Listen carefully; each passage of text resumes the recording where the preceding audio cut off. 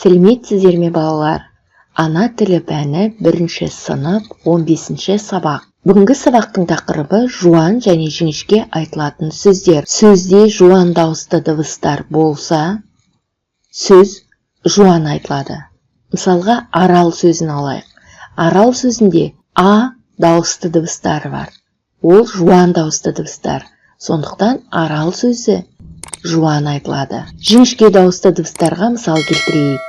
Терезе сөзін алайық. Терезе сөзінде е дыбысы дауысты дыбыстар бар. Дауысты дыбыстар жіңішке болса, сөз жіңішке айтылады. Сонда терезе сөзі жіңішке айтылады. Олай болса балалар, бірінші жаттығу өлеңді мәнерлеп оқы, жаттап ал. Сыйлаймын. Шәміл Мұхамеджанов. Шәміл Мұхамеджанов 14 қазан 1931 жылы Торғай облысы Жангелдин ауданы Торғай ауылы да дүниеге келген. Қазақ ақыны, аудармашы, редактор. КСР жазушылар одағының және Қазақ КСР жазушылар одағының мүшесі. 1956 жылы Абай атындағы Қазақ педагогикалық институтының филология факультетін бітірген. Ол кісі көптеген әңгімелер, өлеңдер жазған екен. Сыйлаймын. Ата менен ананың айтқан тілін аламын. Үлкен кісі жұмсаса, қайда болсын барамын. Төсекті өзім жинаймын, бекер қарап тұрмаймын. Ешкім маған тимейді, мен де бәрін сыйлаймын. Өлеңдегі қандай бала? Өлеңдегі бала тіл алғыш, ақылды бала.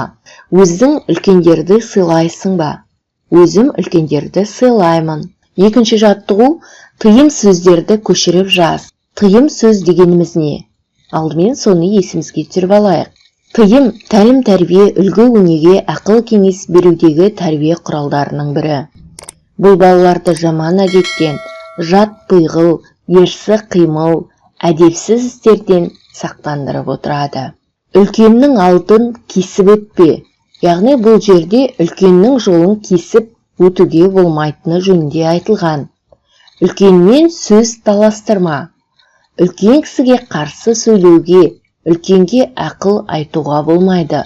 Сөздердегі дауысты дыбыстардың қайсысы жуан, қайсысы жіңішке екенін айт. Жуан сөздер: алдын, таластырма. Себебі бұл сөздердің ішінде жуан дауысты дыбыстар кездесіп тұр. Сондықтан бұл сөздер жуан айтылады. Жіңішке сөздерге үлкеннің, кеспе, үлкенмен, сөз деген сөздер жатады. Себебі бұл сөздердің ішінде жіңішке дауысты дыбыстар кездеседі.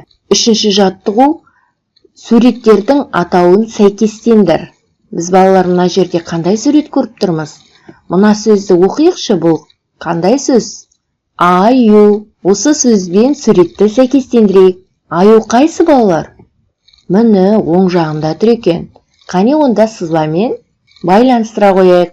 Мынау қандай сөз балалар? Тасбақа сөзі. Тасбақа қайсы балалар? Сол жағында тұр екен. Жарайсыздар балалар. Ал мынау сөз қандай сөз? Өрмекші сөзі.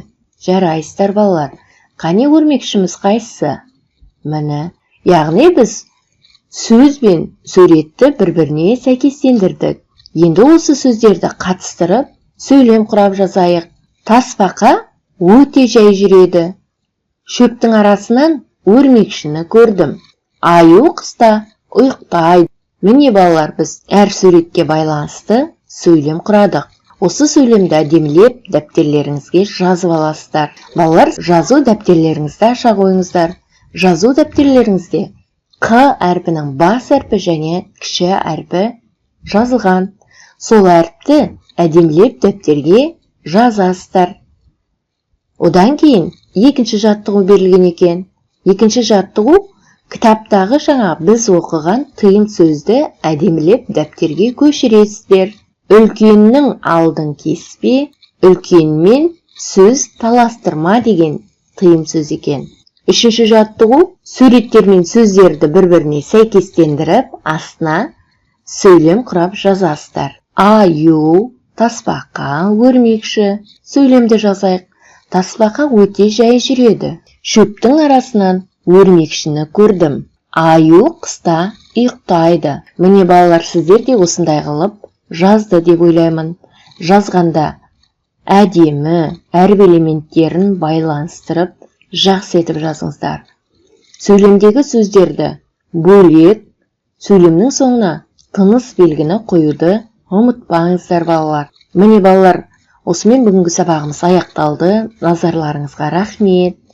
Сіздерге сабақ ұнаса, бастауыш сабақтар арнасына тіркелуді ұмытпаңыздар. Келесі сабақта жүздескенше балалар, сау болыңыздар, зейіндеріңіз ашылсын.